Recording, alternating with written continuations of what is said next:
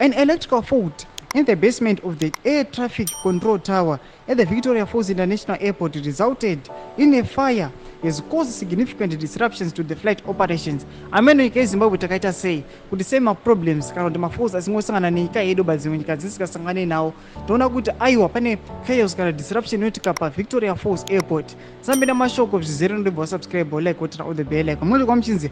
In a statement, the Civil Aviation Authority of Zimbabwe CAAZ confirmed that the fire was promptly contained without any injuries or further damage.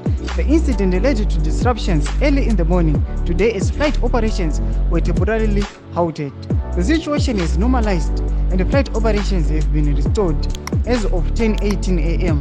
this morning, stated Dr. Engineer E. Chingosho, Director General of ECAA.